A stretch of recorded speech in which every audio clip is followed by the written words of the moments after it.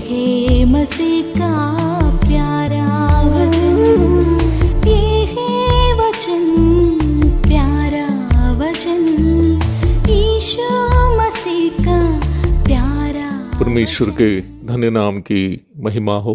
प्रभात मनन के सत्र 1677 में आप सभी का बहुत ही विनम्रता के साथ स्वागत करता हूँ। आइए आज का मनन के लिए हम पढ़ते हैं तीतुस अध्याय 2 पद 5।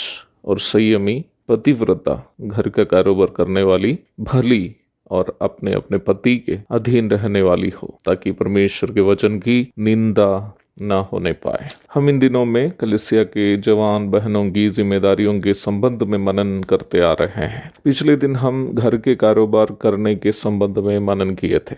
मैं पुनः इस बात को याद दिलाना चाहता हूँ कि नया नियम में जो भी जिम्मेदारियों को महिलाओं के संबंध में दी गई है, वे सभी बहनों को कलीसिया के प्रतिनिधि के रूप में समझकर बताई गई है। प्रारंभ में पढ़ी गई पद में जवान महिलाओं को अवश्य होने का एक और गुण के बारे में बताया गया है कि वे भली हो। भली होने का मतलब है कि वे भलाई करने में आगे हो। जैसे कि मैंने पूर्व में बताया था कि यह गुण जो बहनों में होना चाहिए, ये वो गुण है जो कलीसिया में दिखना चाहिए या कलीसिया को होना चाहिए। कलीसिया केवल ऐसे ही कुछ लोगों का समूह नहीं होना चाहिए जो यीशु मसीह को ग्रहण किए हो और उनकी आराधना करते हुए संसार में पवित्र जीवन बिता रहे हो, बल्कि भलाई के कामों को करते हुए संसार में प्रभु का नाम रोशन करने वालों की भी होनी चाहिए। कलीसिया के विषय में प्रभु की विशेष इच्छाओं में से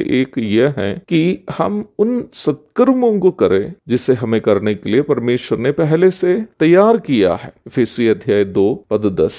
यही सच्चाई तीतुस 2:14 में भी बताई गई है कि हम भले भले कामों में सरगर्म हो। परमेश्वर की इच्छा यह है कि कलीसिया वर्तमान संसार में गरीबों, अनाथों, अशरणों एवं अन्य बेसहारे लोगों के प्रति संवेदनशील हो और जरूरतमंदों की हम मदद भी करें। भावुकता अथवा इमोशनल कैरेक्टर बहनों का एक विशेष स्वभाव है। यह स्वभाव कभी उनका दुर्बलता भी है, वही उस भावुकता का सही उपयोग करने से उनसे परमेश्वर की महिमा भी हो सकती है। जवान बहनों की भावुकता गलत बातों के प्रति हो जाने से वे पाप में गिर सकती है। वही भावुकता परमेश्वर से प्रेरित बातों के प्रति होने से वे लोग अपने जीवन से परमेश्वर की महिमा भी कर सकते हैं। दुनिया के इतिहास में कई ऐसी विश्वासी महिलाएं हैं जो भलाई के काम करने से अपने जीवन के द्वारा प्रभु का नाम संसार में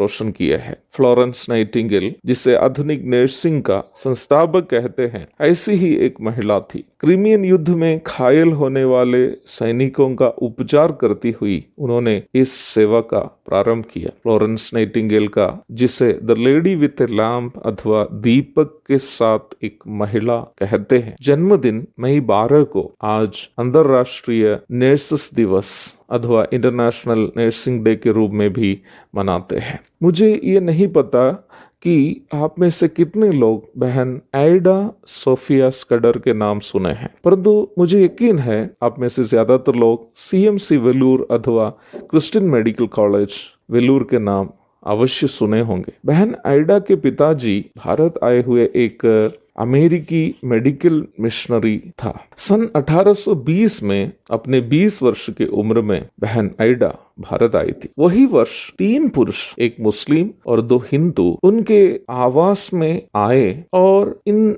पुरुषों की मांग ये थी कि कोई महिला आकर उनके गर्भवती पत्नियों का उपचार करे। परंतु आए हुए तीनों लोग ये भी नहीं चाहा कि एडा के पिताजी जो डॉक्टर था उनकी पत्नियों का उपचार करे। मेडिसिन की पढ़ाई नहीं की हुई होने के कारण एडा भी उन महिलाओं की मदद नहीं कर पाई। बाद में जानकारी मिली है कि अनिवार्य उपचार नहीं मिलने के कारण उन तीनों महिलाओं की मौत हो गई है। यह घटना बहन एडा स्कडर को बहुत अधिक प्रभावित की और वो वापस अमेरिका जाकर मेडिसिन का अध्ययन करके एक डॉक्टर बन गई। सन 1902 में उन्होंने वापस भारत आकर मेरी टैबर शेल हॉस्पिटल नामक एक क्लिनिक की शुरुआत की, जो आज के वेलूर क्रिश्चियन मेडिकल कॉलेज बन गया। अब केरल के त्रिशूर स्थित रहबोत ऑर्फनेज के अनाथों की मम्मी मिस ट्रशर आदि के बारे में कहने के लिए